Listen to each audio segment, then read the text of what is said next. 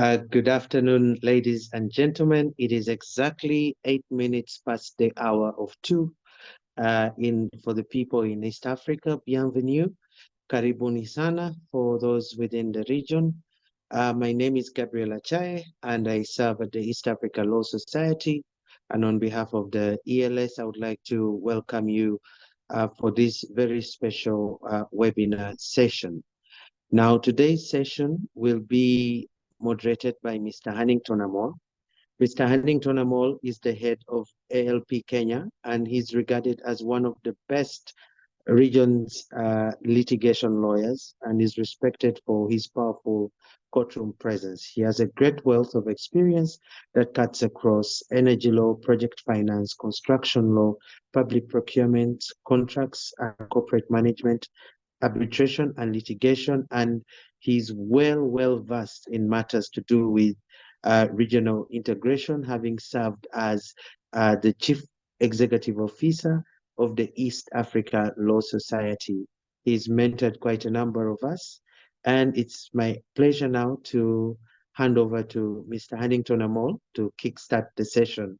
Mr. Amol, you are welcome.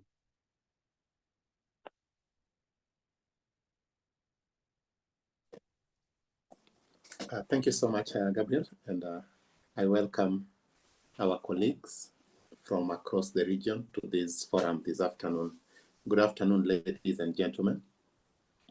I welcome you to this quite interesting session. I'd not imagined that a time would come that would be able to discuss about Somalia's, integration into the East Africa community. And so thank you to the Secretariat and leadership of the East Africa Law Society for this opportunity. And we also want to thank the entire community of the Federal Republic of Somalia for considering and taking a step towards joining one of the most progressive regional economic communities in the world. I would like to not take much time, especially to bring our distinguished speakers for this afternoon, those who should be able to at least spotlight to us what are the opportunities that we may realize out of the integration of the Federal Republic of Somalia to EAC, as well as to explore some of the threats to these opportunities. As we know, not every opportunity is a silver lining. Some come with burden, some come with risk. What are these? And so, ladies and gentlemen, for this afternoon, we have 4 distinguished speakers. We have Dr. Gauri Naren Mathur, who is a research fellow with India Council of World Affairs.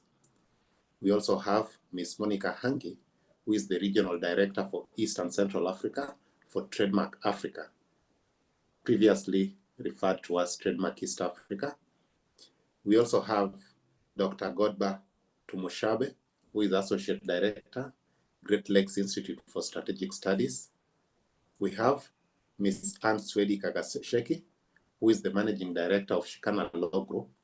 And we also have Professor Thomas Milej of Kenyatta University Law School, and I would say a distinguished commentator on regional integration in the region.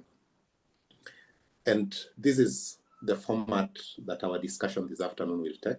We expect quite a lot of conversation ongoing. The speaker's work is just to start the conversation, but we expect to see contribution from you who is paying attention in the background. The function we have has 2 contributions you can make. There's a Q&A section from which you can actually raise your questions as you proceed. And there's also a chat section. I would propose that you don't post your questions in the chat section because we might lose them. There might be so many chats there and we may not be able to follow your question. Post it in the Q&A. For other comments that you may have, feel free to put them in the chat section. I would, just for a short while, give a short introduction of this distinguished panelists, if you allow me, and allow me to start with Dr. Gauri Narain Mathur, who is a research fellow at India Council of World Affairs. Of course, she's interested in general studies on Africa, terrorism, child soldiers, conflict transformation and peace building, as well as regional integration. She holds a PhD in international relations from the Political Science Department of Jamia Millia Islamia University, that's in New Delhi. And her research was on S-factor on BRICS, that is on prospects, opportunity, and challenges of BRICS as a regional, integrated community or as an economic community. She's also done post-graduation research in political science from Lady Shri Ram College, Delhi, and she holds a postgraduate diploma in conflict transformation and peace building. She's a fellow of the American Society of Public Administration, and she's been teaching at Jamia Millia Islamia in the Department of Political Science, as well as at the Institute of Social Sciences, which is a government think tank in India, where she's been teaching public policy and governance. We welcome Dr. Gaur for this afternoon session, and when her times come, she will speak to you on, a few things on the opportunities and threats on the topic that we are having today. Secondly, let me introduce Godbert Mushabe, who is a lawyer, policy analyst, and social entrepreneur. He holds an LLB of Makerere University since 1993. Of course, attended the Uganda Law Development Center for his postgraduate or back course, and he's admitted to practice in the Republic of Uganda. He holds an LLM, again from Makerere, and he also holds a Master of Juridical Science, that's JSM degree of Stanford University, as well as a qualification in graduate business studies from the Summer Institute of Business Entrepreneurship at Stanford Graduate School. He is currently an associate director at Great Lakes Institute for Strategic Studies, where he directs programs covering democracy, land and climate governance, extractives, and inclusive development.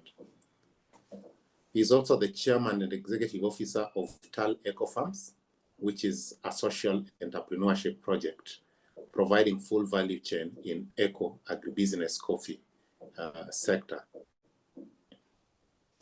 in southwest Uganda, Ntungamo district. He is also the convener of Fortune 500K Club, a member-based virtual finance community dedicated to pursuing game-changing investments. Again, join me in welcoming Mr.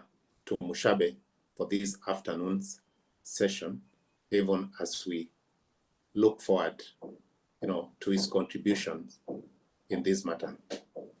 I'm also pleased to introduce Ms. Monica Hangi, who is currently the Regional Director for Trademark Eastern and Central Africa for Trademark Africa, formerly Trademark East Africa.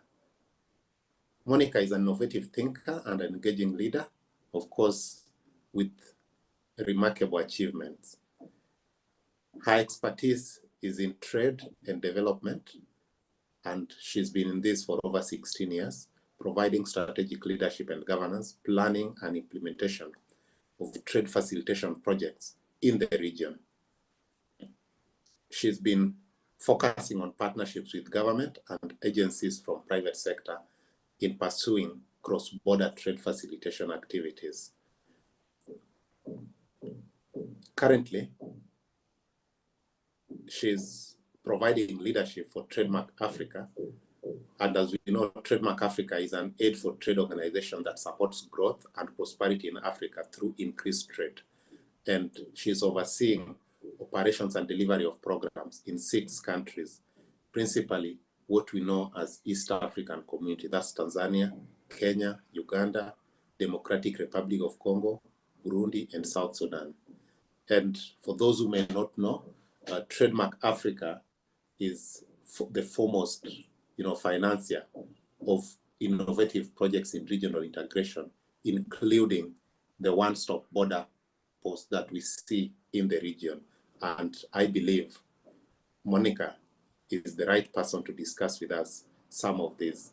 And finally, even as I wait for the bios of the others, I'm pleased to introduce Professor Thomas Mislej, who is director in the Department of Public Law at Kenyatta University School of Law.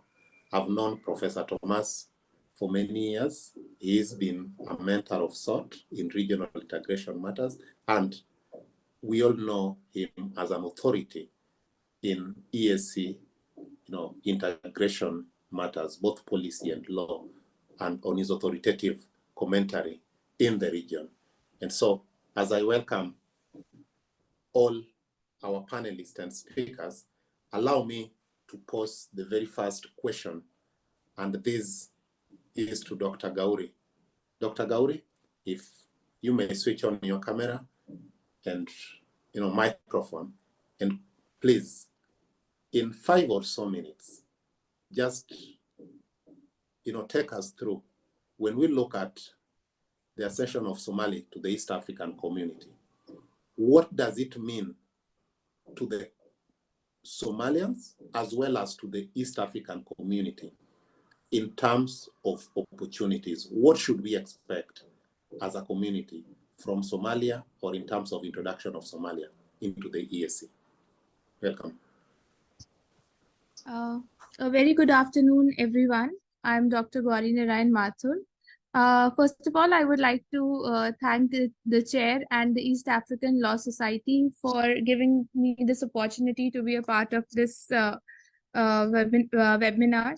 I would like to speak about what are the potential opportunities and challenges that Somalia's membership brings to the East African community. And this is a significant political milestone for Somalia, which after almost a decade of intense lobbying was finally admitted to EAC as its 8th member. So, so the membership brings both the opportunities and challenges, both for Somalia and East African community. So my presentation is divided into 3 parts. In the first part, I'll be talking about how EAC will benefit from this membership. Secondly, I will focus upon what will Somalia gain out of this membership of EAC. And thirdly, what are the broader challenges? So Somalia has much to offer to East African community in terms of its strategic location, natural resources, and its entrepreneurial spirit. Somalia's admission into EAC enlarges its market size, EAC's market size, which is not only limited to the increasing number of consumers, but it also brings a variety of resources and opportunities to the table.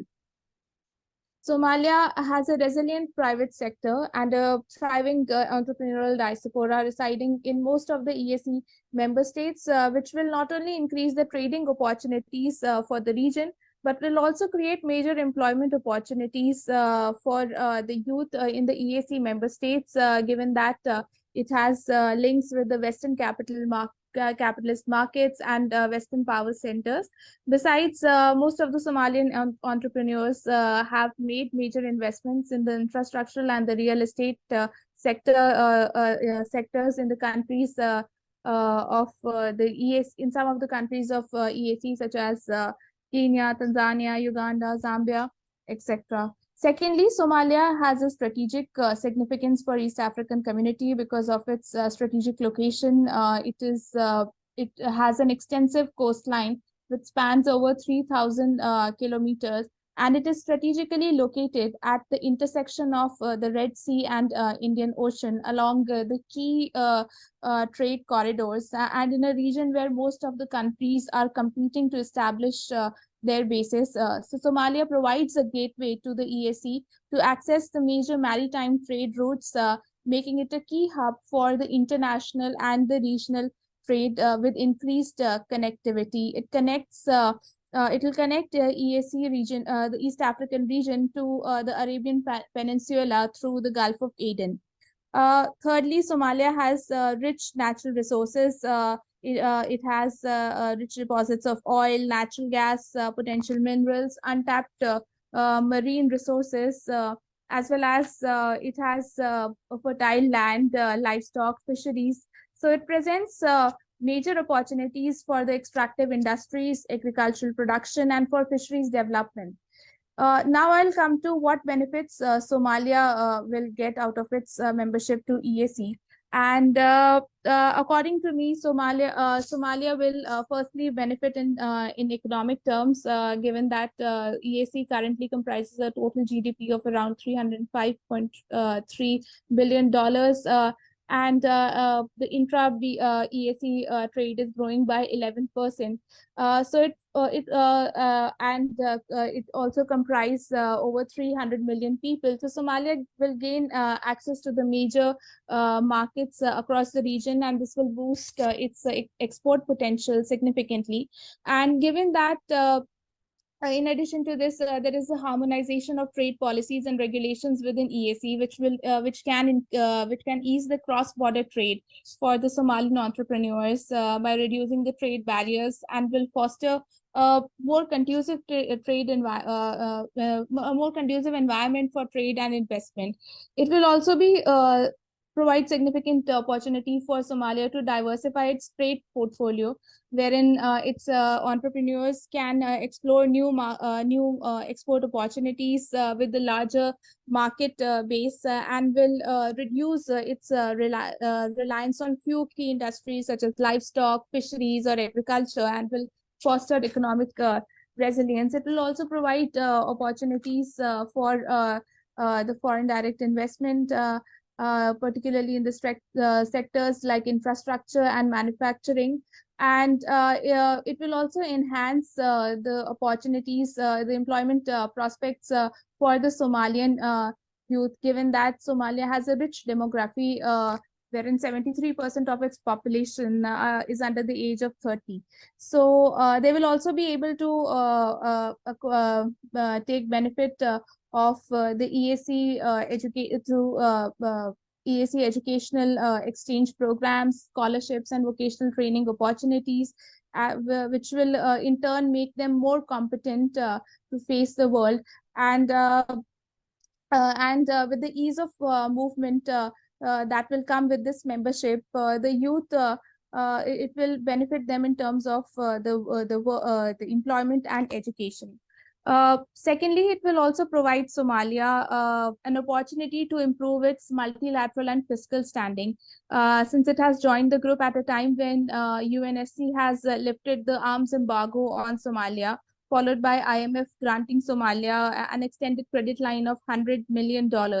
It has also attained debt relief under the heavily indebted poor countries initiative. This will result in the international lending agencies such as World Bank, IMF, or the African Development Bank to classify Somalia as a creditworthy country, and now it will be able to access the concessional loans. This all happened at a time when Somalia was admitted as the 8th member of the grouping.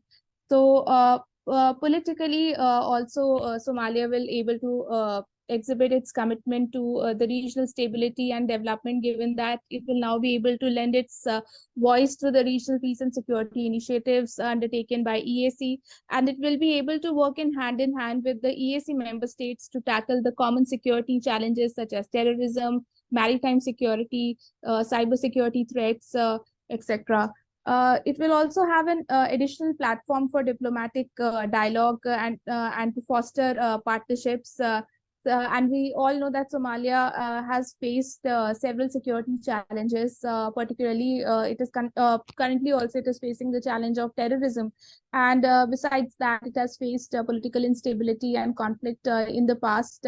And its incorporation into EAC will allow it for sharing of experiences, exchange of knowledge, and the best practices, and particularly in the matters of security and governance. and we all know that most of the troop contributing countries for the African Union mission for Somalia to combat militants are from EAC member states such as Kenya, Uganda, and Burundi. So now I will come to what are the potential challenges that Somalia's membership brings to the EAC. And the first important challenge is that of terrorism, which will not be which not only is a threat to the neighboring states of Somalia, but for the region as well. Given that the membership opens an opportunity, the membership because since the membership will doesn't have this thing of visa requirements.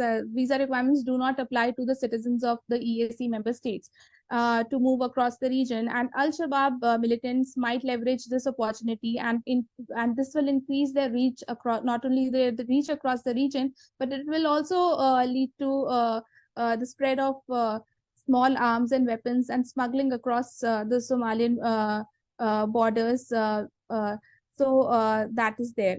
But what cannot be ignored is the fact that the Al-Shabaab, there is a familiarity of the security situation as far as the Somalian neighbors and the EAC member states are concerned. And as I already mentioned, that some of the member states are the troop contributing countries to the African Union mission to Somalia.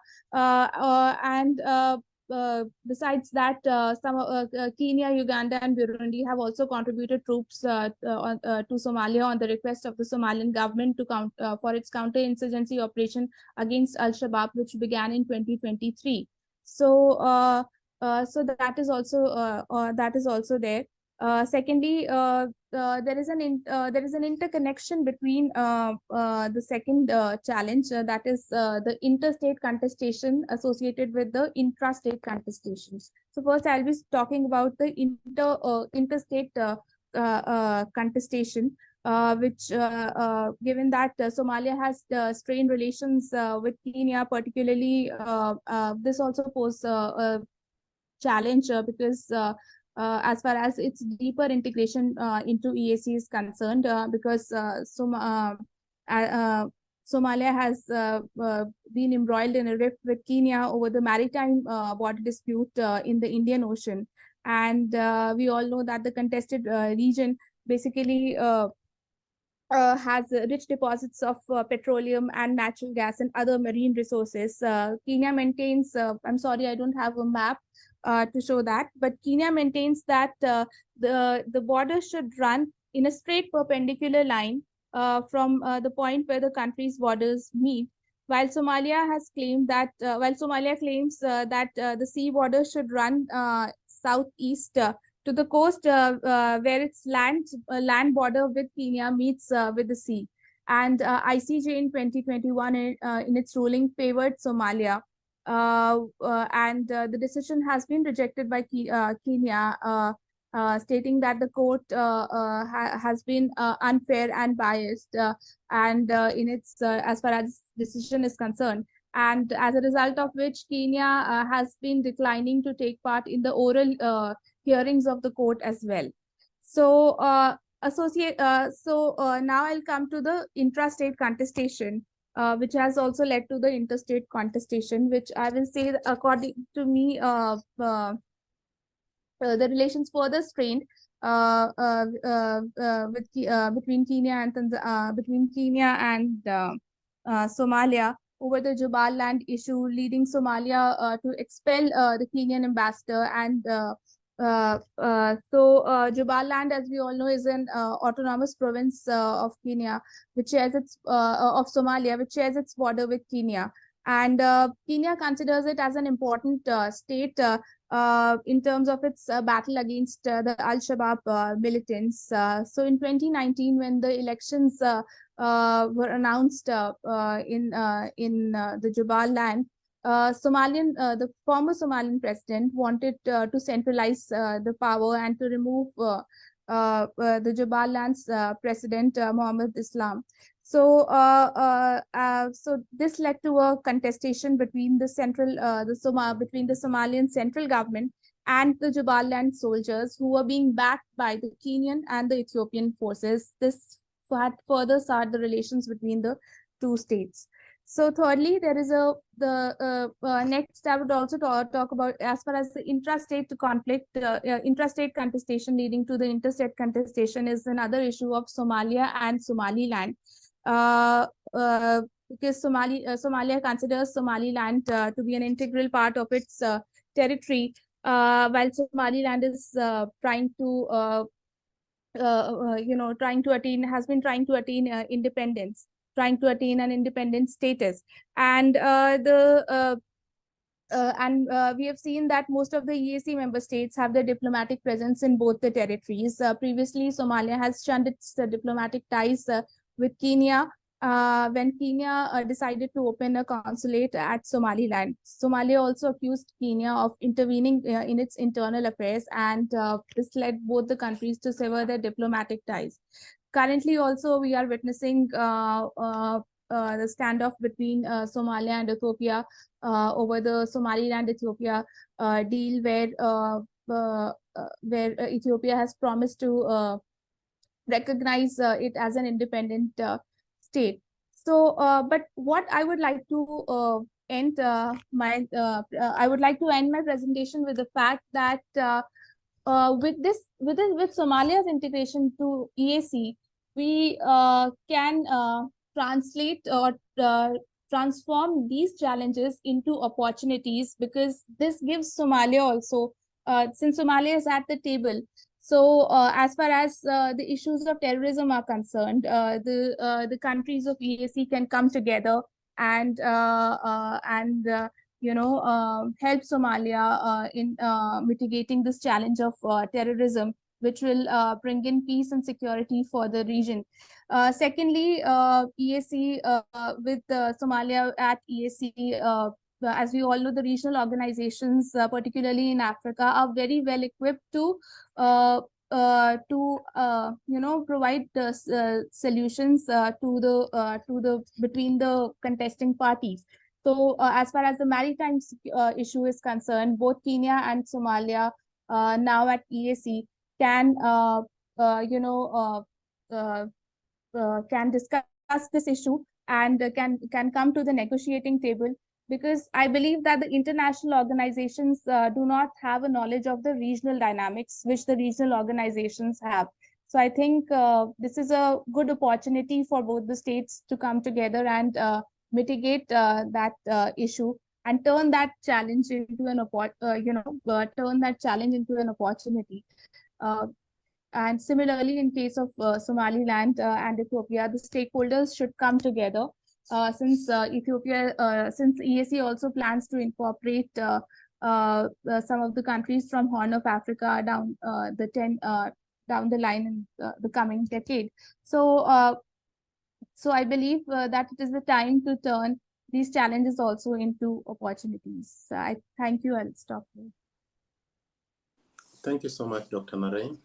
Thank you, especially for spotlighting the opportunities as well as challenges, some of the things that indeed we have to talk about, especially the intra-state conflict that is, Somalia's honor war with a cross-section of its citizens, as well as in Somaliland, and the inter-state war or conflict that we are seeing potentially with Ethiopia regarding the use of the port facilities. I believe we are going to get more opportunities as we go forward. I would be inviting my next contributor for this, that is Monica Hangi. And even as I invite Monica, I acknowledge the presence of quite a diversity in this room. I can see participants from Somalia, the Federal Republic of Somalia, and we welcome you so much. I've seen one has raised a concern why we are not seeing the Somali bar within the participation. I would say it is not an oversight, it's just that it takes time to gel and integrate a new community. And so this discussion is part of the way forward. When we see you, even if officially the bar is not here, you can be assured that in the background, the leadership of the East African Law Society and the other bar members are already making efforts to reach to the bar in Somalia, the same way they did with the bar in DRC. And so it will only be a matter of time, and we will all have everybody here. Allow me to recognize the presence amidst us of Julian Kavaruganda, the Emeritus Bâtonnier, Rwanda Bar Association. It would be a remiss, this is my former boss, and is one of the guys who have played a leading role in integrating Rwanda and DRC into the East African community. And allow me also to recognize the presence of Don Dare, who is the Chief Executive Officer of Pan-African Lawyers Union. Don Dare is quite important because he is amongst the early, leading lights of the East African Law Society, and he served as a Chief Executive Officer for many years when the organization was just skeleton, gave it meat, founded it, established it, and placed it where it is today. But importantly, Don remains a firm believer in the East African community and is still amongst the influencials of decisions at the East African Court of Justice, as well as laws that are coming out of East African Legislative Assembly. And so his presence here only means that the topic we are discussing today is of huge relevance. So, Monica, may I welcome you, and I request, even though Dr. Gauri went over and above what are allocated in terms of minutes, I expect us to deal with other issues also. If you take only 5 minutes, please spotlight to us what is the prevailing trade climate within the EAC, and how do you see that changing with the admission of Somalia into the East African community? Thanks a lot, Huntington, and good afternoon, everyone. I will request that I don't put on my video due to some reasons, but I am very excited to be part of this conversation, and thanks to the East African Law Society for having me as part of it. I look forward to learn and engage with so many people. I'm seeing already 74 people in this conversation. So I will just go straight to your point, and I'll try and be very spot on what I'm going to be saying. First of all, let me just recognize the fact that the expansion of our region, the East African region right now, and even the admission of the Federal Republic of Somalia, it's actually coming at the right time when the continental agenda is actually very key and it is on the table. And when we're talking about development across, not just at African level, but across the globe, the conversation is around how can we empower our regional economic blocs and give them the ability to be able to reach out to more members, more countries for trade to happen. And why is trade key? Is because trade has an almost, and I use the word almost, I underline it, an almost direct linkage with economic development. And the development that we're talking about, we tie that and link it to a lot of the trade aspect that happens between member states. So that is the intra, for example, for East Africa, so the intra-African trade, but also looking at how the regional bloc itself is able to trade with other external countries. So the expanded markets that we have in other regions. So East Africa by itself, it is quite a conversation. Now, this could be a whole conversation that can stand by itself, just trying to understand why the intra-African trade levels are still low, because that is a starting point. Though you can still see trade between countries. So for example, if you look at trade happening between Tanzania and Kenya, you would actually see the increment in that level. Trade that happens between Uganda and Rwanda, for example, Rwanda and Kenya, for example, through the Northern Corridor. You see a number of increments that happen, and that is due to a number of reasons. But for the benefit of this webinar, when we're talking about and we're concentrating on Somalia, I'd just like to highlight a few other aspects and then get into the trade climate. And again, thanks to Dr. Gauri for bringing in quite a bit of extensive background on Somalia, but just a little bit more on the geographical significance of the country and the benefits that Somalia is bringing into the region, because this is when now we are expanding as a region and we are able to tap into opportunities that lie in the other countries. So the talk about the gateway that runs all the way, opening up the region into the Arabian Peninsula, that is an immersive, major opportunity for the region. And we have now a direct access as a region to the Gulf of Aden. And this is one of the busiest shipping lanes in the world, something that we cannot not make use of, and use also the untapped offshore resources. Dr. Gauri also talked about the availability of oil and gas, and this just presents how important and the importance of having Somalia on board. About Somalia also, it is a low-income country with more than 70% of its people living below poverty line, but it has high energy costs as well.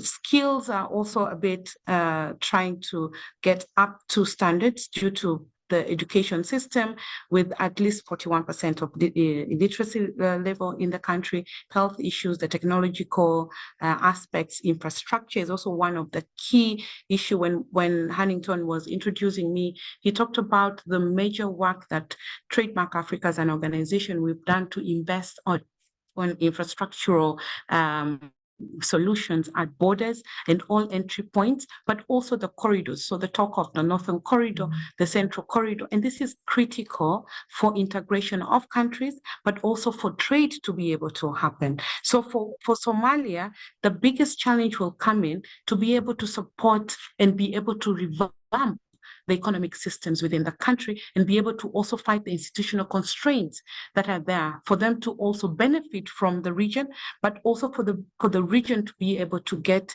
and benefit from the inclusion of Somalia into the mix. So the opportunity to invest, for example, and this comes from for Somalia directly. It comes as an opportunity for them to actually be able to use and benefit from the already existing regional infrastructure. So this we can talk about all the soft infrastructure, the tracking system for the cargo that moves around the region. We can talk about the physical infrastructure that we have. We can talk about the digital aspects, being able to clear goods through all the border points, through the customs system, the single EAC, single customs system that we have, using the customs union, the guidelines around movement of people, movement of goods. Somalia is coming in at the time when all these systems are robust, and they're able to actually gain from that and be able to contribute and bring in positive impact for the trade statistics that I talked about, which is just 15% right now for the intra-African trade that we have. We have gains from market expansion. Somalia is very key, I would say a key partner when it comes to trade around livestock issues, agriculture as well, looking at Somalia's main exports around banana, fish, hides and skin and charcoal. We have livestock, and there's quite a number of trade that happens between Somalia and Kenya. And this is something that can be built on to expand on the trade climate that we are seeing in the region. The value addition opportunities are also massive when it comes to now these products which are being traded through Somalia. How can the region, the East African region, be able to onboard them and include them as part of the value chain that we're looking at regional level, branding them and being able to, grow on the scope of the regional value chains that we're looking at. And then, we expand on the long-term economic plans that we have. The other thing that I also like to talk about is, apart from just the potential impacts that also Dr. Gauri has talked about, as part of challenges on regional stability, having the impact of political issues and security challenges as well. But then Somalia also has quite a number of opportunities around the legal and institutional harmonization. I am so glad that we're having this conversation right now with the lawyers of this region to look at how we can then look at how alignment of legal frameworks can be done, the standards. Now, this will also guide the adoption of the set standards for products, for the level of quality, the people who move around the region. There is some sort of a standardization process that is done, then that minimizes the risk and also supports the implementation of the customs union. We've moved forward, and our key goal now is political federation. We're already talking about monetary union. So how can Somalia actually come in, catch up, get the support, contribute into the whole conversation to make sure that the macroeconomic criteria, the convergence criteria for the region is actually fit for all, and it also supports the growth of the economies of these people. But there's a key question that I might even just pose, and then we see how we look at that. Because given the economy standard of Somalia right now, vis-a-vis other EAC member states, could Somalia actually be risking becoming a dumping ground for the EAC goods, the products and goods that are being produced within other EAC partner states, or even the region? Because right now the conversation is how can we trade in the African, at continental level. And right now we are looking at many East African countries prioritizing trade between themselves, first of all, and then looking at how can we trade with the North. Egypt is actually taking a lead in this conversation. And then how can we trade with the South, that is South Africa and the other Southern African countries, but who is looking at and working on how trade happens between the East African region and the West. We've seen the GTI, the Guided Trade Initiative, with the 8 countries on it. We have seen a number of feedback that gets coming back, some of the challenges, the non-tariff barriers that the traders are facing, the challenges in systems, I would say the government agencies are unaware of such simplified procedures, for example, to facilitate trade. So what does that mean for a country like Somalia that is just joining a REC that is taking a lead in the African, at continental level, guiding based on the level of integration and maturity that the EAC has? So this is a very critical question. And then the last bit, and then I will pause there for a continued conversation, is around the competition that exists between Somalia and Kenya. Dr. Gauri talked about some of these issues, but most of them were political. But when you now twist that conversation into a trade perspective, now how are we going to address some of the trade tensions that already exist between Somalia and Kenya? Because now, I mentioned earlier, if you recall, that Somalia is very key, a key partner when it comes to trade around livestock and livestock products, agriculture as well, mentioned quite a number. But then this brings about a number of conflicts and tensions with Kenya. Kenya is one of the biggest, call them big brother in quotes, in the East African region. What does that mean? How prepared then are our systems, our provisions to onboard such historical trade background, but in a new limelight now that Somalia has become a full member almost of the East African community? So these are some of the issues that we need to keep looking at if we're going to create the win-win situation, because that is why a country would want to join a regional bloc, to create opportunities to benefit from it, to grow its economic possibilities as a country, but also for other members to benefit from the new entrant who is bringing in so much more opportunities, and in this case, the like of Somalia. So I'd like to pause there and engage into any other follow-up conversation. If it's a question or just a bit more time to provide clarity on certain elements, I'll be happy to do that. And I look forward to continuing this conversation. Thank you so much, Hannington. Thank you. Thank you so much, Monica. That was quite elaborate. You've given the trade perspective to integration. Most of us normally look at it from more from political or tourism perspective. But thank you for, basically adding the trade flavor and especially spotlighting the opportunities in terms of agricultural value chain available that Somali bring onto the table, as well as, the transport infrastructure, especially access to the world's busiest sea route, if this comes to fruition. Later, after we are done with this round, I'll probably be asking you to, just spotlight something. We know there are tensions within Somalia. There are breakaway regions like Somaliland who are seeking autonomy.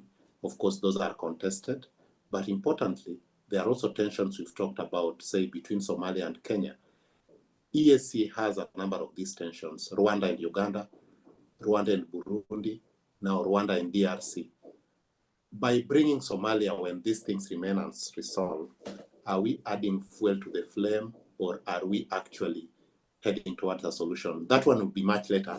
For now, let me invite Godba to Mushabe. I know we've really run our clock.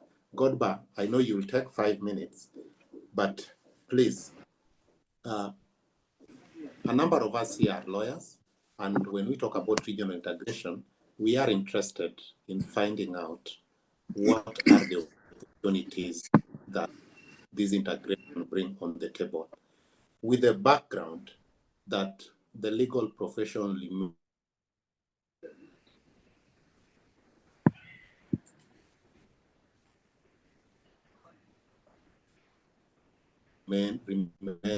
liberalized. The mutual recognition for Somalia has not been realized. Legal professionals has been confined to within their own border states. What do you see as the opportunity that the accession of Somalia to the EAC treaty brings, especially for the legal professionals? Thank you.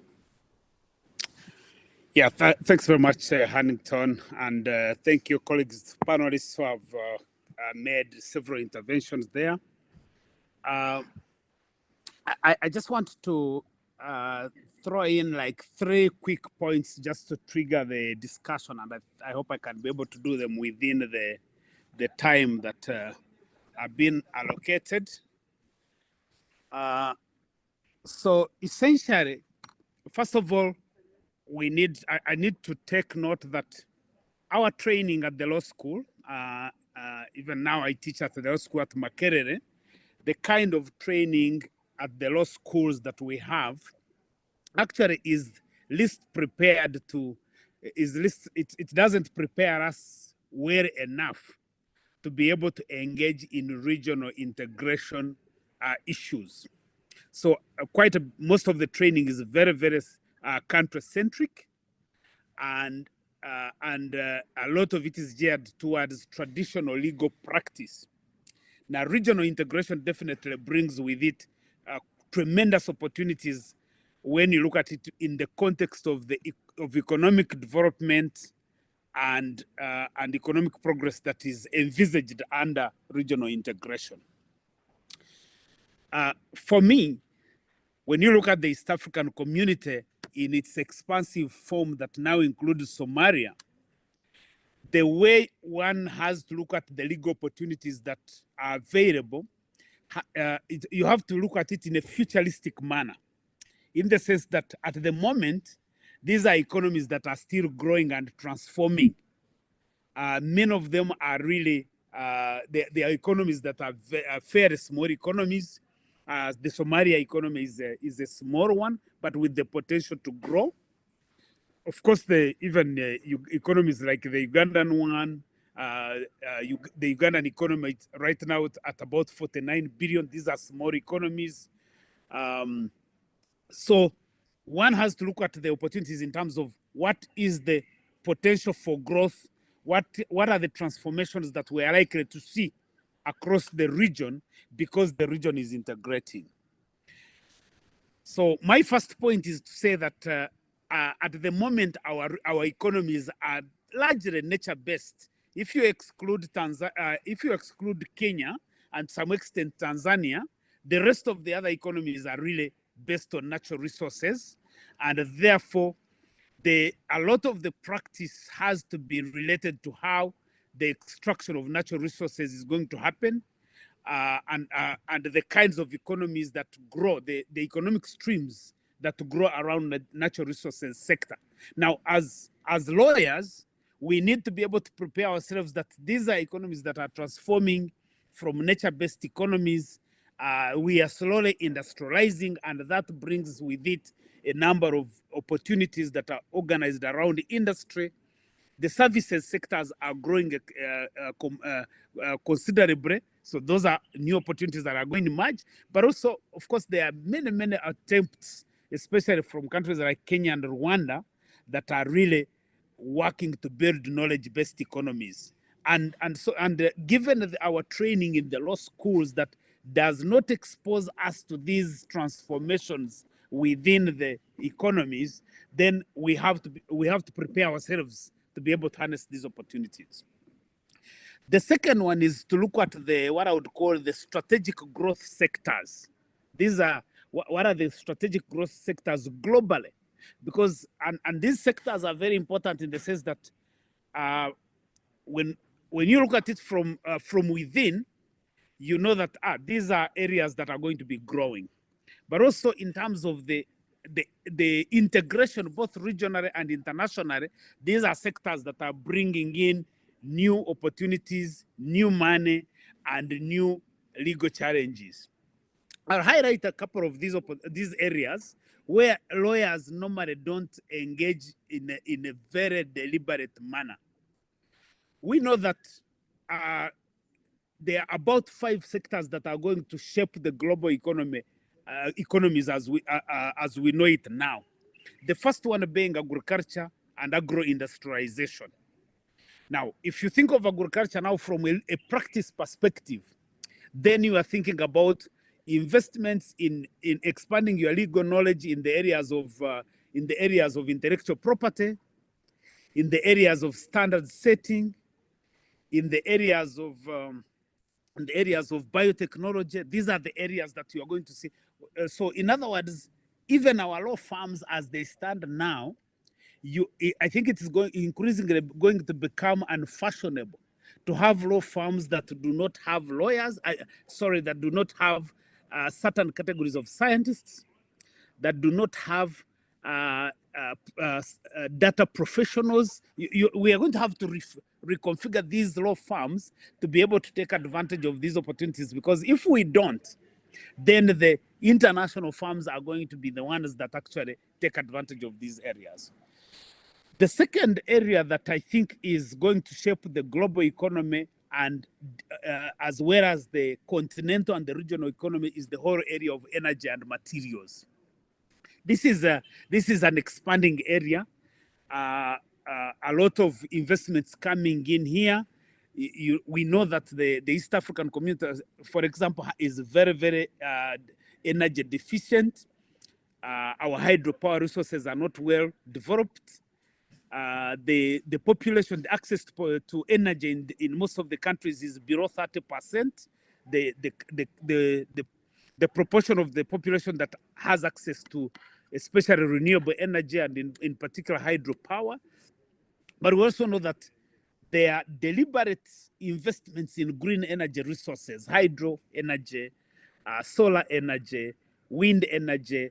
And if these are then the areas where monies are coming in form of investment, then it is we as lawyers, how prepared are we to be able to engage? Because the engagements here are not going to be traditional legal practice. They are going to be in terms of structuring deals, in negotiating power purchase agreements, negotiating minerals agreements and other forms of access. So these are opportunities that come in because the geography is expanding.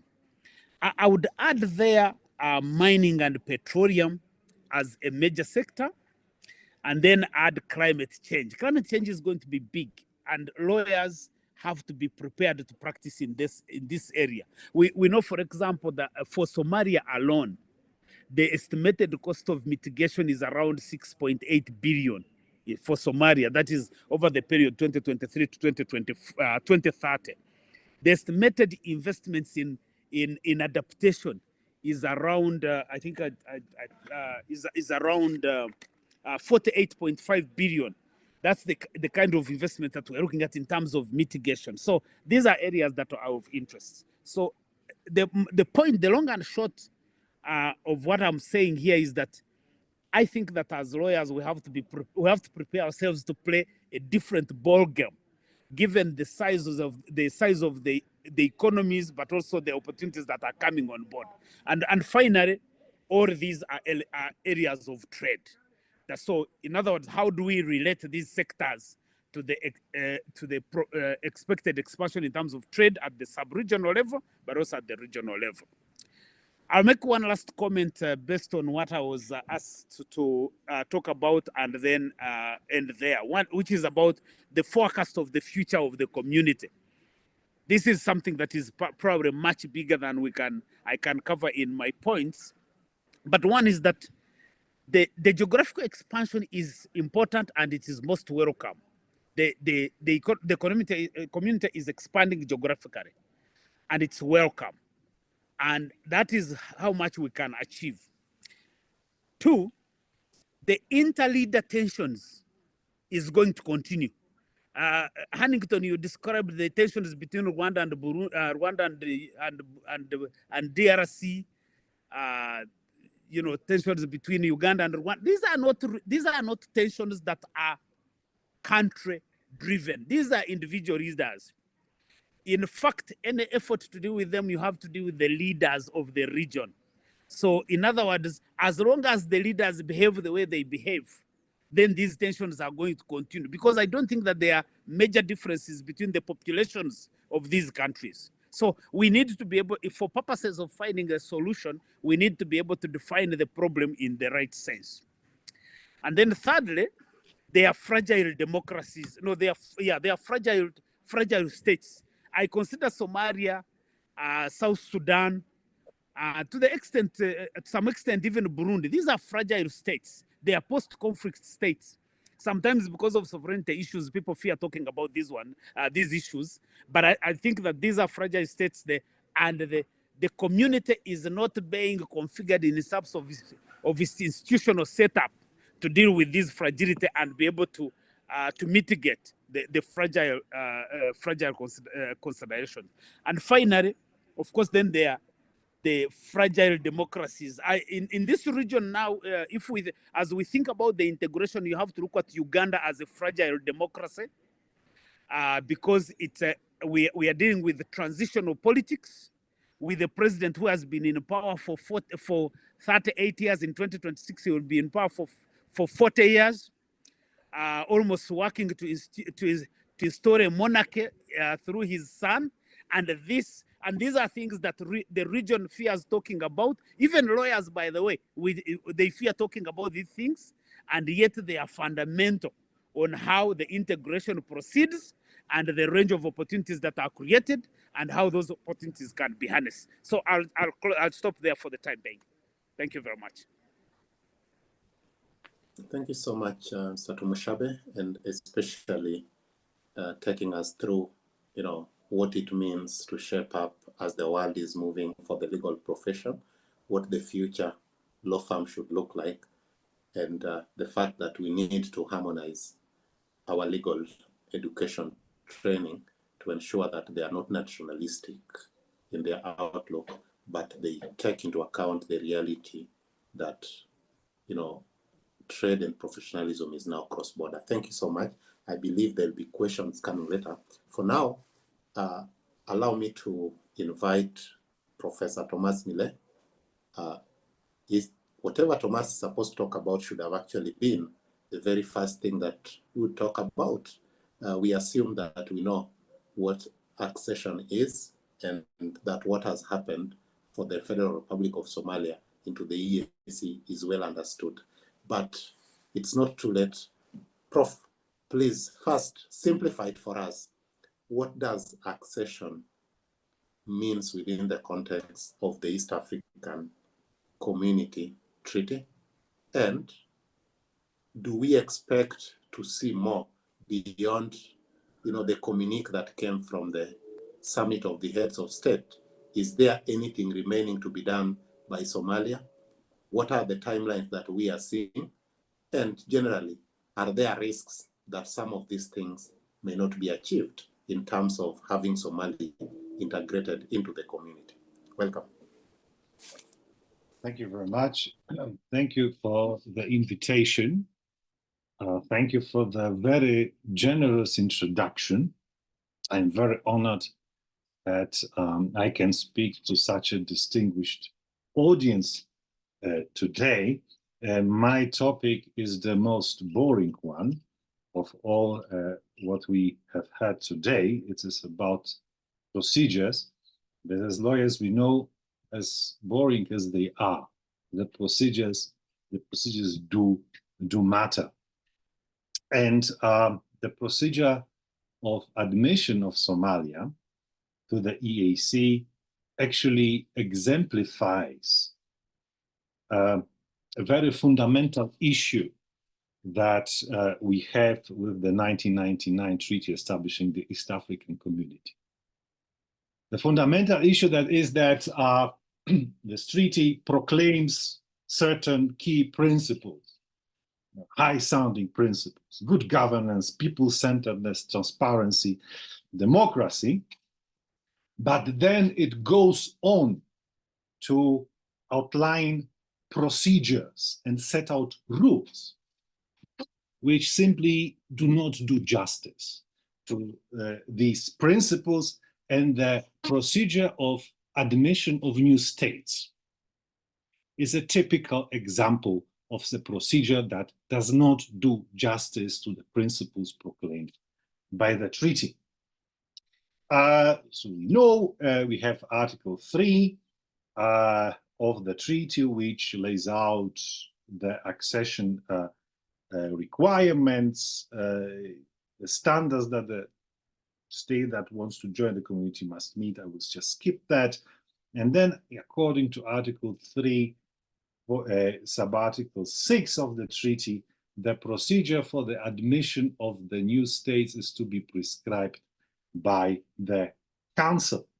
I have not come across any such document. However, there is a mysterious protocol for the admission, protocol for admission to the East African Community. The protocol is not to be found online, and I will quote it only as it is reproduced in the EACJ judgment of 2015, Patrick Ntega Walu Sembi, reference number 8, 2013, in which a group of Ugandan traders challenged the admission of South Sudan to the EAC, and they were alleging that South Sudan does not qualify because of human rights abuses, which, according to the applicants, were widespread there.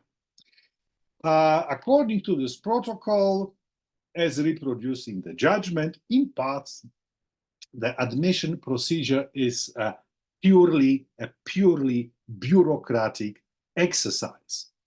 The decision about the start of the negotiations and apparently also the decision on the admission is within the discretionary powers of the summit. The discretionary powers is an observation by the EACJ that the summit has such powers. What we know from this protocol is that the decision is made upon the recommendation by the Council, and from the press releases of the Secretariat, greetings to the press team of the Secretariat, because otherwise I would not be able to prepare even this talk today. The Council makes the recommendation based on a report which is tabled by a so-called verification mission, which is sent to the state that has applied for the accession. So you have the verification mission, the Council, and then the summit, meaning the heads of state, making the decision. So I read this press release by the Secretariat, and there was apparently a verification mission which was composed, and here comes the quote, of experts from the EAC states. Experts from the EAC states. There's no information how they were appointed, who appointed them, on what basis. Perhaps one of your colleagues, one of you was a member of that verification mission. I was not, so I'm complaining perhaps because I'm just jealous. Anyway, we don't know. This mission spent in Somalia exactly 8 days from 25th of January to 3rd of February last year. The mission report is not available. We know only from the summit communique of 31st of May 2023, 2 months after the mission actually came back, that this report was discussed and it was adopted, and the summit made a decision that the negotiations should start. We don't know what the conclusions of this report were, but it doesn't really matter, because in this Walu Simbi case, which I was quoting, the summit made the decision to start negotiations with South Sudan, despite the conclusion of the verification mission that the human rights abuses in South Sudan are widespread and the South Sudan does not comply with the fundamental and operational principles of the treaty.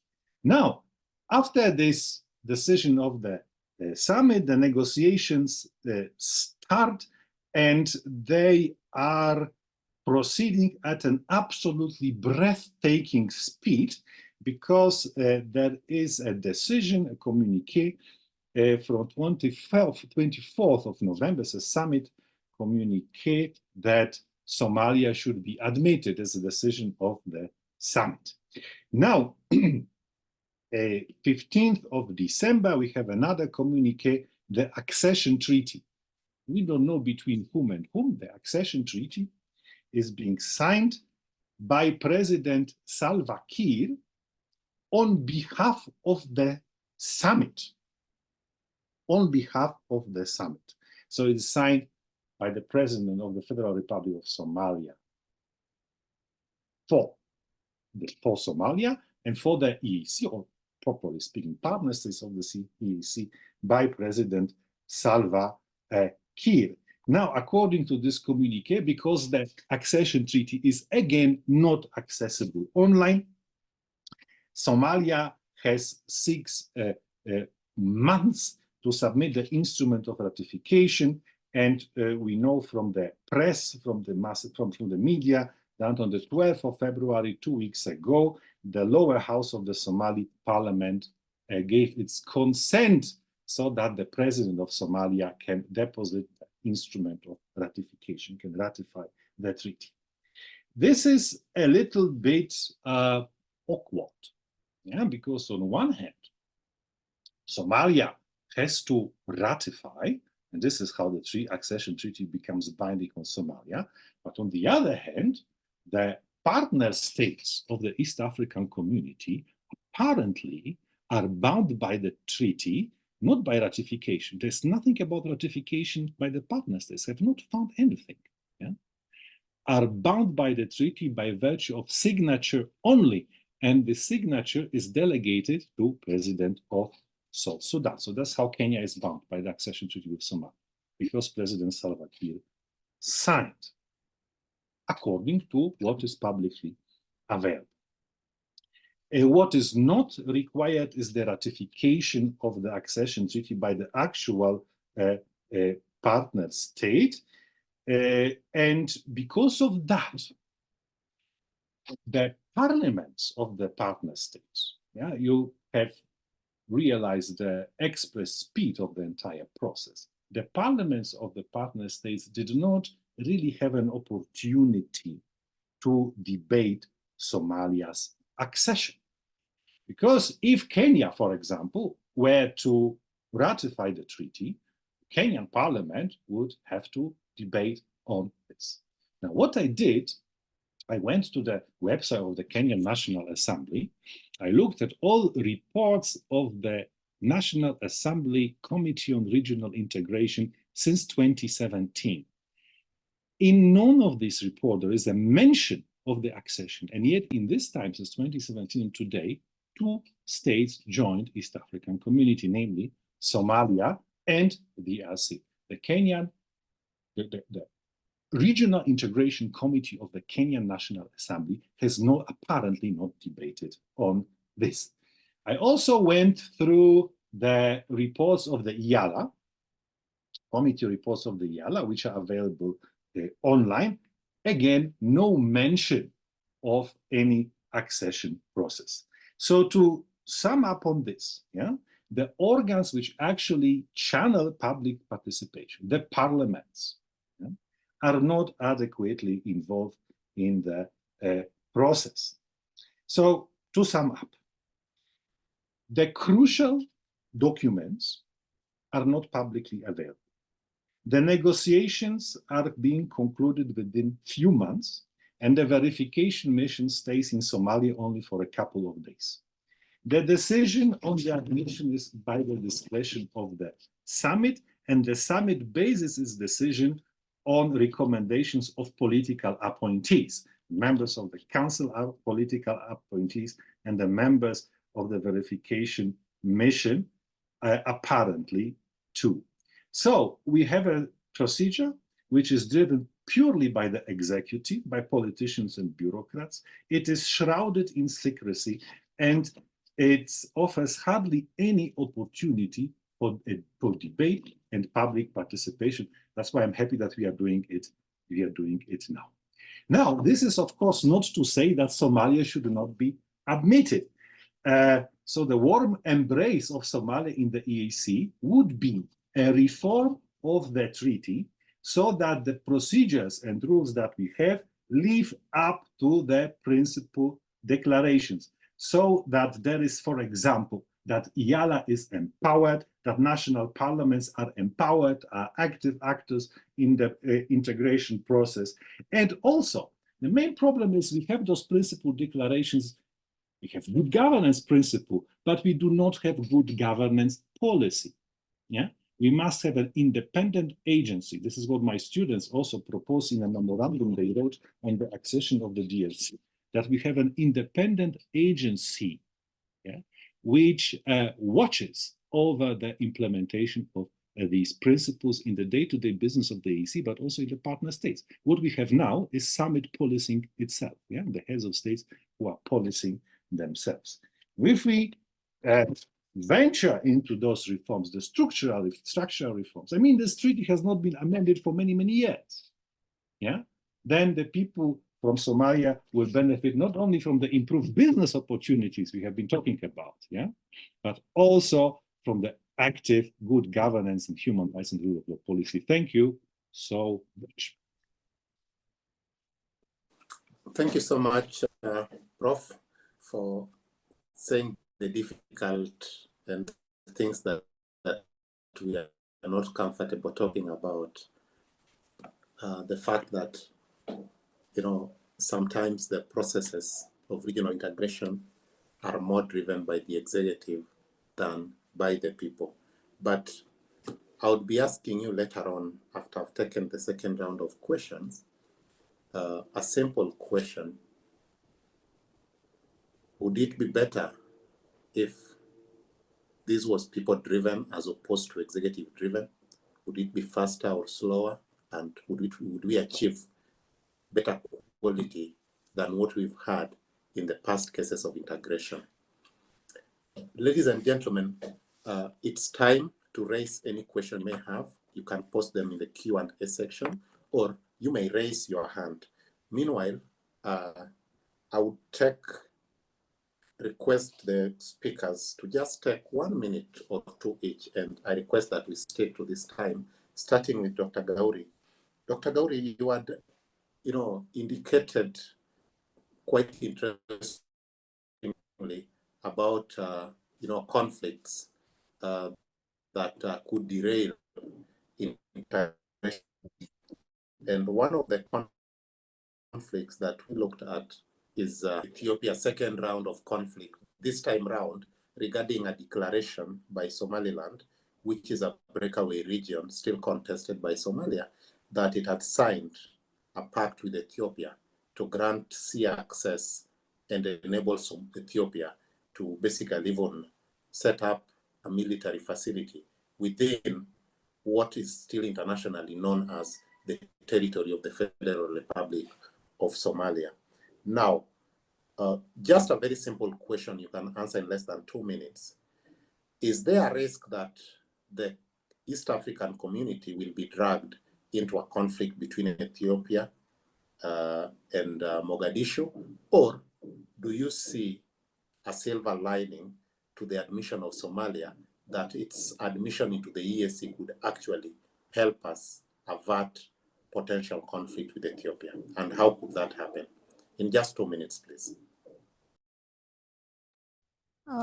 First of all, I would like to thank Chair for the question. I believe that with the, am I audible?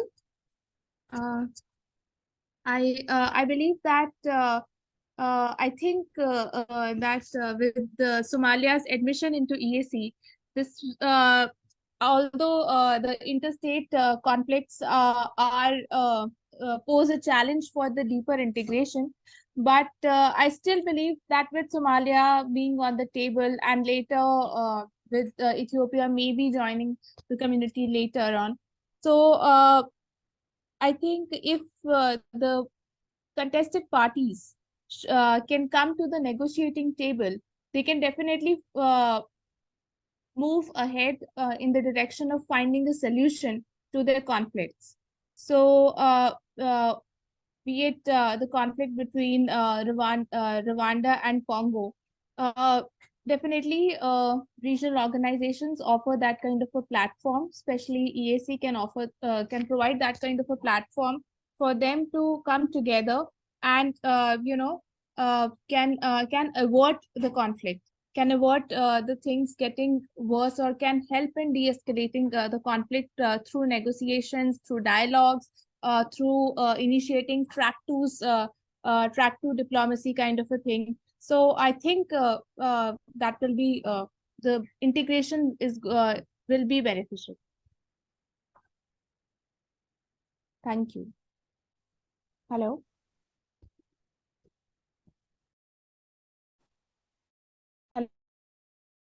Am I audible?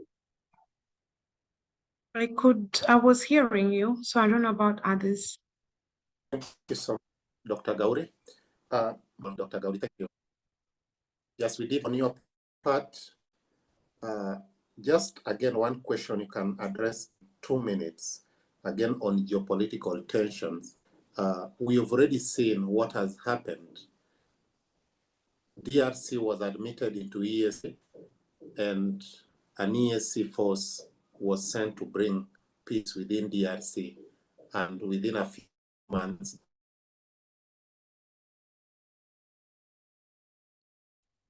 Sorry, there is some. DRC said they will no longer need the force, and the mandate was not renewed.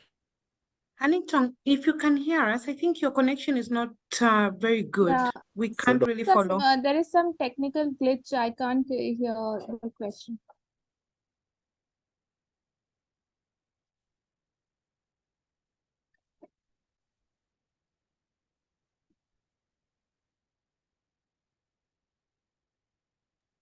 I hope I'm now audible there.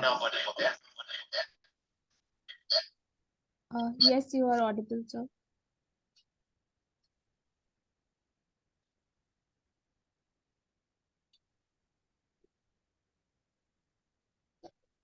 Sorry for that misconnection. And I was posing a question to Monica, which I'm requesting her just to answer in 2 minutes. Regarding the geopolitical tensions in EAC, we saw what happened in the Democratic Republic of Congo, having been admitted, and with the hope that being involved or coming to EAC could actually lead to lasting peace within the internal conflict there. But in a few months, the EAC force, peacekeeping force sent there, had fallen out, and the governments were not seeing eye to eye, and basically the government of DRC refused to renew the mandate of that particular peacekeeping force, and we know where things stand at the moment. the question is, with Somalia and with raging internal conflict, do we see EAC being able to help bring lasting stability, political stability, or are we adding fuel to the flame without resolving existing conflict? Thanks, Hannington, for that question. It is, and I must admit, it is like $1 million question, and I'm sure there's no direct response to the question, like one answer that is correct. But as you've mentioned, when a country joins a regional bloc, there are some, the treaty guides the partnership, the new member who's coming on board, adopting into the regional criteria, the set criteria across the board. So on issues of security, and as I'd mentioned when I was making my submission earlier, the East African community has prioritized political federation as the climax, I'd say the topmost agenda that we want to achieve as a bloc. And that is where now security plays a critical role. The impact that we saw in DRC and maybe expectations, and I'm saying expectation in terms of what most of us also would want to believe, because we want to see a calm region. We want to see top-notch, I would say, a very secured region in a way that will attract so many other opportunities and business to happen, flourish, for countries to flourish and development to happen.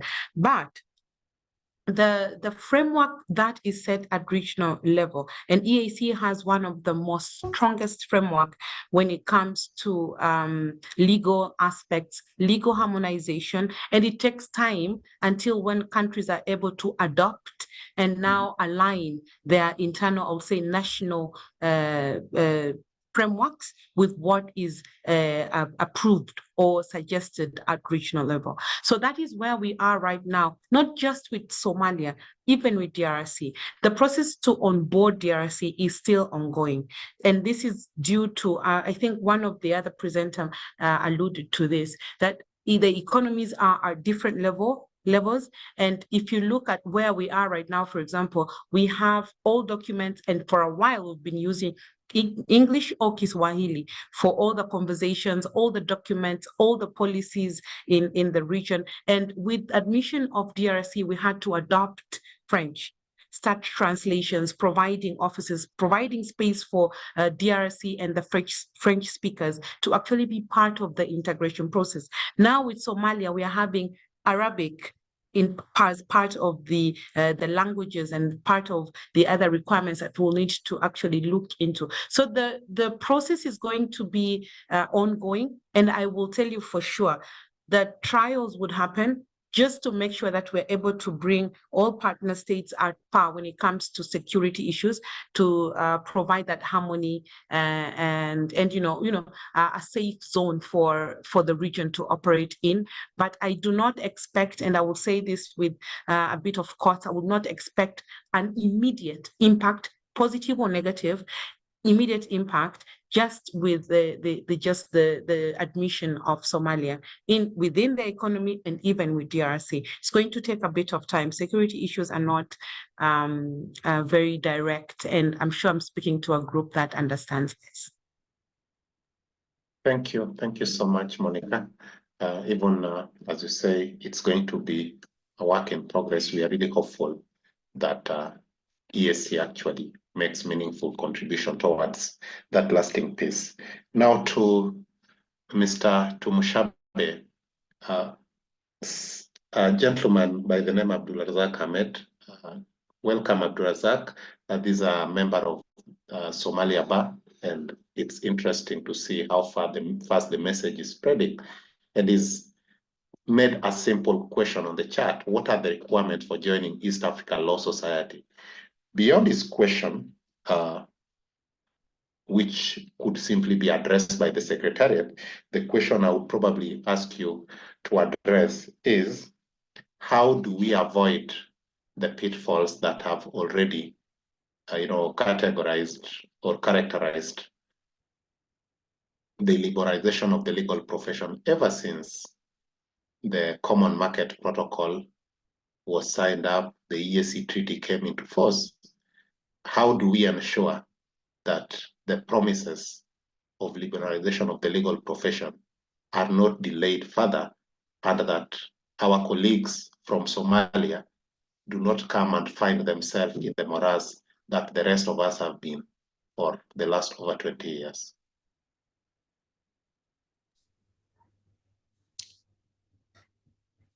So basically, let me put it this way, that one of the major pitfalls of East African community regional integration process is that there have not been clear standards set that graduates countries to join. For most integration processes, no matter what you have is that there are thresholds. You create thresholds, and then the negotiation process means that a particular country must be able to reach that threshold for the accession process to be allowed. Now, so whether it is the areas of governance, whether it is the areas of trade, whether it is areas of environment, professional harmonization, there are generally no requirements for any of the countries that is joining to reach a certain threshold. So the pitfalls really, they are not going to be avoided until the leaders of the community realize that you cannot just bundle countries together and call it integration. There must be certain things that bring you together. What are those common, the common benchmarks each one of you must have for you to be able to get together and then start moving forward? But you see, if you pick on this country, you come and join, you pick on the other one, you join, and then you say, let's now harmonize. There is no incentive for you to move faster to harmonize. Normally, when you make such a harmonization part of the accession process, then you basically help countries to graduate into the accession. So I think what I can tell our Somalia colleagues is that they should be happy for now that they are part of the East African community. They should start organizing themselves to engage with the East African Law Society. In that process, they are able to interact with the legal professionals across the region, and then be able to make progress. But the idea that there is a standard criteria that you follow, that is not there for now. And I think the nature of our integration process, because it's almost, our integration process is more politically driven than it is, even not trade driven, by the way. So if we have if the political leaders of the region are interested in this, they will be able to pursue that and bring the country on board, and they will bring it up because the politics are okay, the comradeship is okay. They will not bring it up because this country has obtained the minimum thresholds for being a member of the East African community. That's the way I would really put to it. Thank you so much, Mr. Tumushabe. And to Professor Mile, there's the question that I had raised earlier. Quite interesting comment from Don there. They are saying that he completely agrees with you that the EAC community must foster popular participation and not leave matters integration purely to be an executive matter. And he says, in respect of DRC and Somalia, this should be done even after the fact, meaning they need to come back to the people and ask them, we are doing this, or we've already done this. Do we agree with our decisions? And this takes me to, what we witnessed in the past few months when the Republic of Finland and Republic of Sweden, or the Kingdom of Sweden, I think they're both kingdoms, attempted to join the North Atlantic Treaty Organization. And we saw Hungary and Turkey holding their grounds, and their parliament saying that there are conditions that we want met by these countries before we can, give our consent to their admission. We are not seeing a similar thing in the EAC, and we are not seeing, as you've pointed out, the national parliaments involved, because the national parliaments are expected to be the representatives of the people. Now, my question is simple. What value would popular participation in this accession and admission bring on board? What are we missing as EAC by failing to bring people on board? And as you answer that, Dr. Petro Protas has requested that you go over a bit more on Article 3.2 of the treaty on whether there are set limits on the criterion to be followed by the partner states stroke the summit when admitting new members. Prof. Thank you very much. Those are extremely fundamental questions. I will start with the questions which you asked, Hannington, first. What is the added value of involving people? Whether the regional integration driven by the people is better than the regional integration driven by the elites. And I think Dr. Godber has answered this question already during his initial presentation. He said that the conflicts that we are having now are not country-driven, but are driven by the leaders. And I think if we involve the people, if the integration is people-driven, then those conflicts would not arise, or we would have mechanisms and procedures and fora to address them. My number one. Number two, people-driven integration is a historical lesson that the East African community has learned from the failures of the past. The commitment to people-centeredness and democracy is there because the first community that we had, the one that existed between 1967 and 1977, collapsed because it was elite-driven. It collapsed over the disputes about allocation of resources. It collapsed because of the ideological and political differences between the leaders. So that's why we want to have a people-centered community, people-driven community, and market-driven. Then finally, and I think this is the most important point, I would not look at it only from the utilitarian perspective. What is the added value of involving the people? Involving the people is a value commitment. We involve the people because we believe that everybody has a right to decide about the political decisions that affect him or her. And we believe, if we believe in democracy,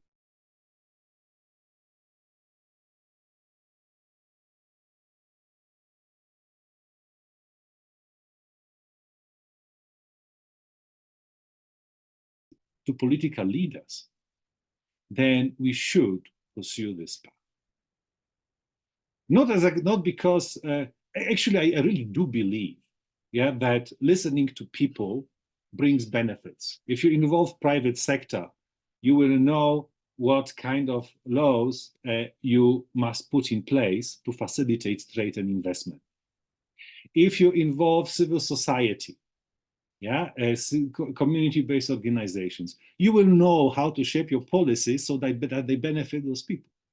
I really do believe that democracy is better, but also from the value commitment. If you believe in freedom, in solidarity, in dignity, then we must pursue this path also on the regional level.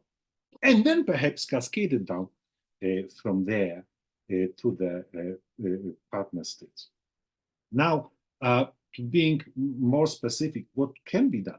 So the number one I mentioned, we need some sort of an independent agency that promotes good governance and watches over good governance on the community level and the level of the partner states. We must do away with unanimity. The more states we admit, the more difficult it will get to achieve unanimity of the decision. So, 3 leaders, as it was originally, are more likely to agree on projects and policies and laws than 8 leaders, as we have it now. We need to empower EALA. We need direct EALA elections. Yeah, we need EALA to liaise even more intensively as it does now with the national parliaments and with the civil society. And finally, good afternoon, dear friend Petro, on Article 3.2. There are 3.3, sorry.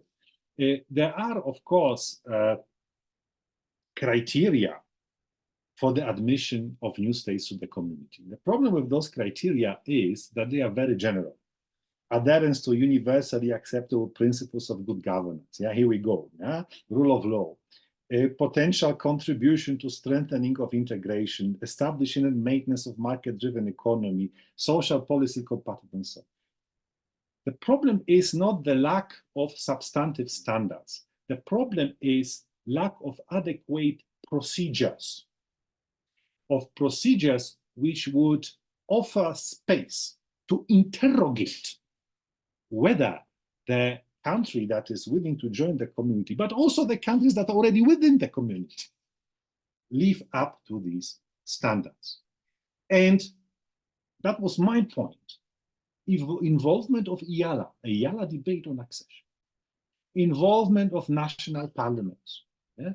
As I told you, I did not see in the records of the Kenyan National Assembly a trace of a debate over the accession of new member states, admission of new member states. Involvement of civil society. And a very simple thing, making these documents, the accession treaty, the policy paper, publicly available, even the procedure, making publicly available, so that those interested in maintaining those fundamental principles may have an opportunity to raise their voice. I mean, this is how basically the EACJ case law on human rights came about. It came about because, and I would like to refer to a seminar that we have with Professor Sempebwa, who told us that it was the civil society who looked at the treaty and explored, I don't want to say the loopholes, but the opportunities that the treaty provides to advance its agenda. Yeah, the admission procedure does not provide for such opportunity. Thank you. Thank you so much, Prof, for that, quite good elaboration and really opening our mind as to what we are missing and in terms of ignoring or not involving the popular participation. Now, Monica, as I invite you to give your parting shot in just 1 minute only, please, would you also address what Abdurazak Ahmed has asked there? He's indicated he is a banker with Premier Bank. Of course, that's a leading bank in Somalia and also in Kenya. And he has an interest to know what would be the outlook to the banking sector with the accession of Somalia. So, Monica, being involved in trade and private sector, I believe this is an area you could easily, pour over and give, as you also give your parting shot. Thanks, Pennington. I hope I'm audible. Am I? Yeah. Yes, you are. All right, thank you. Thanks a lot for that question. And I was reading it and thought it was very interesting to actually ask that, especially now, when you look at, now there are 2 aspects to the banking sector, just not for Somalia, but across the countries. Because right now, as we are working towards and and getting the region into a monetary union, there are a number of aspects that cannot be ignored. One of them, I'll tell you now, if you look at how active M-Money is, now mobile money, if you want to transact, you want to do business in the region, the banks are not currently, there's a study which has been done. The banks are not taking the center stage in terms of transacting the money. Why is that the case? Because if you look at the cost to exchange our currencies, it's very high. It is still unregulated. So it becomes, and the World Bank has just issued a report, I think last week that report was launched. The most expensive trade corridor, I would say, is ours, the one in East Africa, because it's very expensive to exchange the currencies that we use. And this is just for the member states. You can imagine how that will mean if you're trying to do business with Ghana or Nigeria, where you need to change a shilling into a naira. It's just impossible. So that is a conversation that even the EAC is looking at. And currently now we're looking at a solution towards an EAC payment system mechanism. And this is where the central banks are, first of all, expected, I'm using the word expected, to agree on that banking, the macroeconomic convergence criteria, first of all, for the countries, for all the partner states, and then agreeing on the exchange rate, which you and I will just have to agree that this might take a bit of time, because a number of losses and that regulation is not something that can be given and provide assurance provided on it over a period of time based on how our money is pegged on a number of other currencies. We have the dollars, and we see how the volatility around dollars, euros, how that is affecting our currencies. So there's that, and the banking, now just going straight into the question, the banking sector is going to be faced with a number of issues, not just for Somalia, for all others, based on some of these costs and the direction towards having a convergence around macroeconomic aspects within the region. So it's an ongoing conversation, and I will again go to what Prof. Thomas was just talking about, providing and making some of these documents, some of these frameworks readily available for the public to actually get to appreciate the process and also be part of that process by providing feedback and experience on what people are actually facing on the ground. So I'll stop there, and I'll just there was a question you had asked me, and I wanted to just go back to that about the maturity of the region. Listening to most of the experts who have just spoken, you will be amazed to hear how a number of other RECs, the regional economic communities, are looking up to the EAC region, looking at the lessons, looking at the processes, believing that we have actually learned quite a bit, which is true. We have made quite a number of steps, which is very true. We still have our internal challenges, which is always easy to look at and identify while you're inside. But from outside, you will be amazed at some of the biggest things we've managed to achieve in the region. And we could actually see how to ride on that wave and actually be able to onboard a bit more. It's something that we can actually look at as opportunities without stopping the conversations. So the conversation that is ongoing right now on how to open up the space for the community, for the beneficiaries, I call them local mananchis, to actually be part of this process, that is critical. And these are the conversations we need to continue having and support the Secretariat as much as possible, empower the bodies like the Legislative Assembly, just to make sure that we're able to actually communicate some of this feedback firsthand based on the experience that we have. So I commend the work that is being done by the Law Society and the conversations that are happening. And this is just going to actually support the region to be able to learn more, expand even, and even export some of the knowledge to other RECs. Thanks. Thank you so much, Monica. Dr. Gauri, in less than 1 minute, I'm seeing we are completely pressed of time.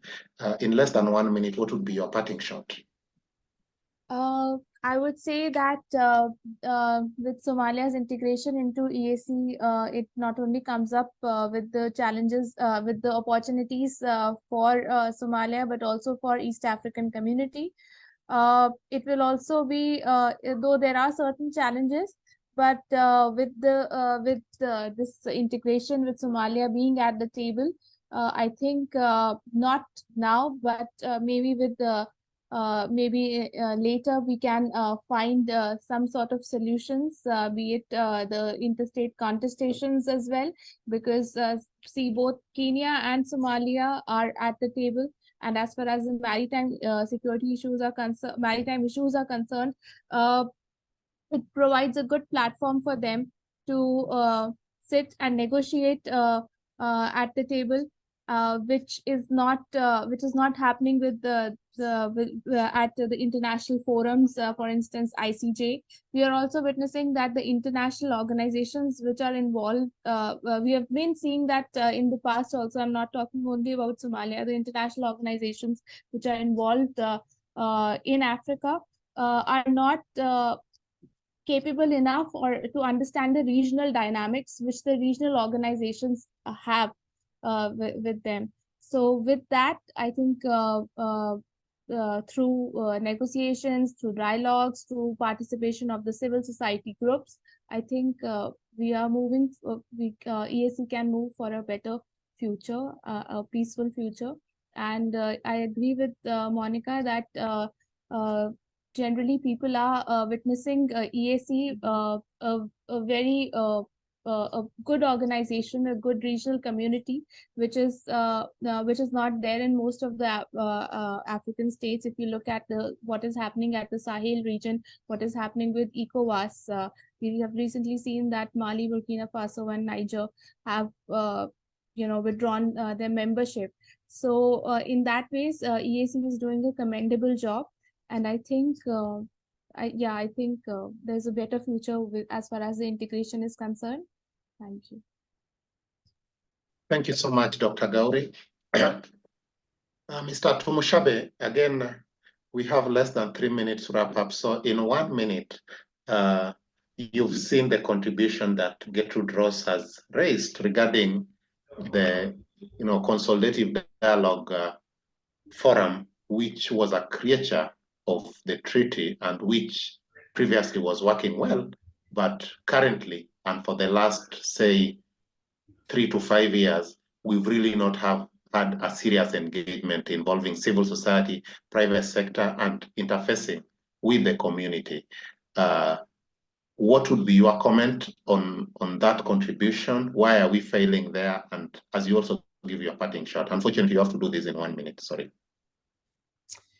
Yeah, no, I think I can start with the question, basically to say that the momentum and the quality of the process as envisaged at the adoption of the treaty, the very fundamental principles that underpin the treaty, the people-centeredness, the participatory approach, these principles have diminished over time.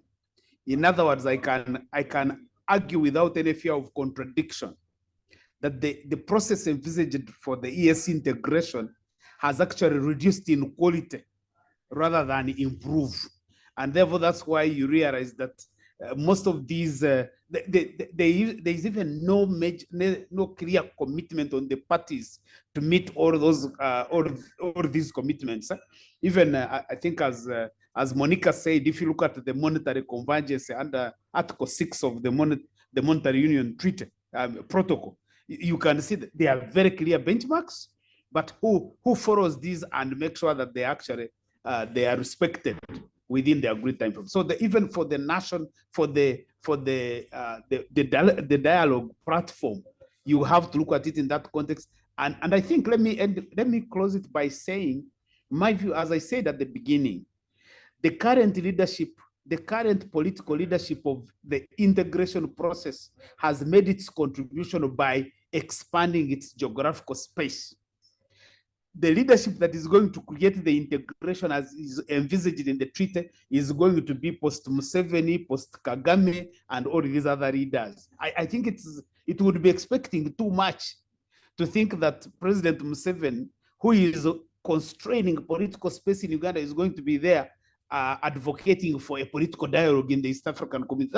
That's not the way the things work, and we have to learn to live with them and be able to know that the real integration process is going to be post these leaders.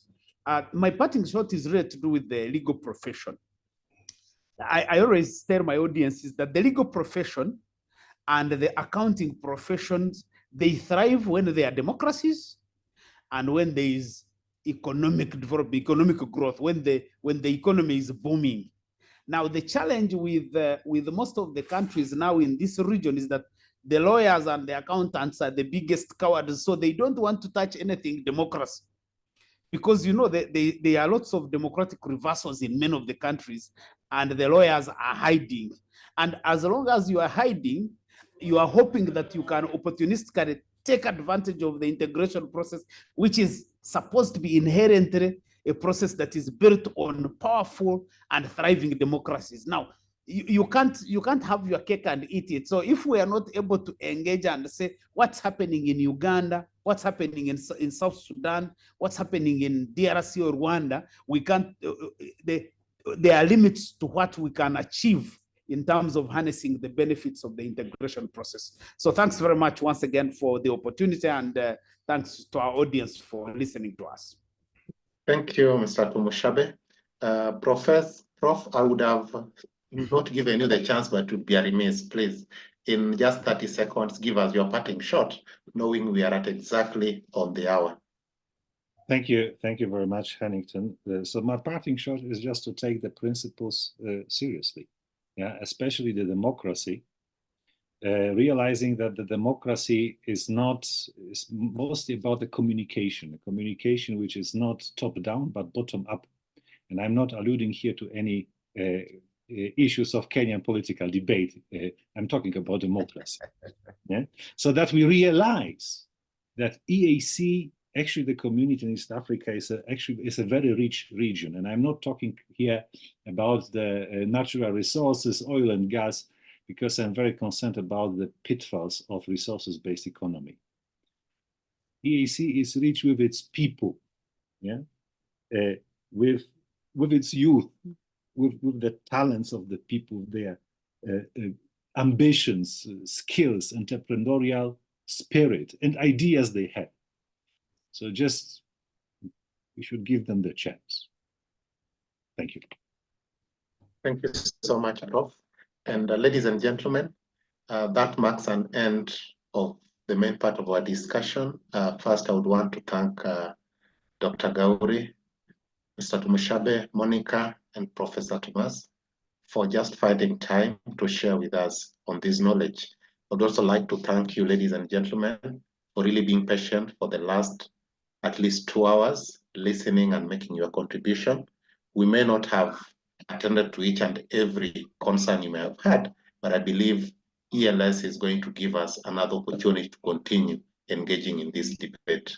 Allow me to then hand over back to Gabriel and the ELS team, even as I thank them for the opportunity. Thank you.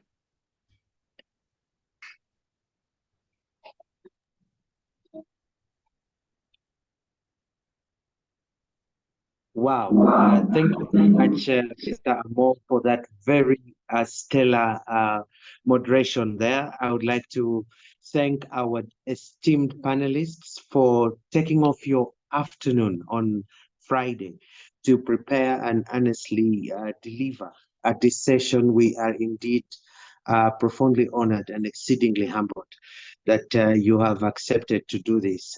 From the ELS Secretariat, we would like to thank all the participants who have made time in their large numbers to be present for this particular session. And just to say that we'll be sending your way certificates of attendance for having participated in this session, and to our panelists as well.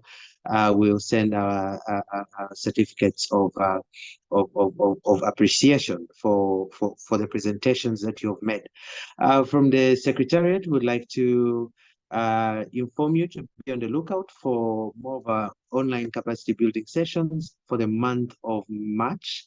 And just to mention for the people in Kampala, next week we'll be in Kampala on undertaking a masterclass on electronic evidence and presentation for lawyers. So be on the lookout for that training session. But from us to you, have yourselves a very lovely weekend. We'll be sharing a recording of this session and any presentations that we may have in our possession in the forthcoming days. So from us to you, have a lovely weekend and hope to see you soon again. Cheers.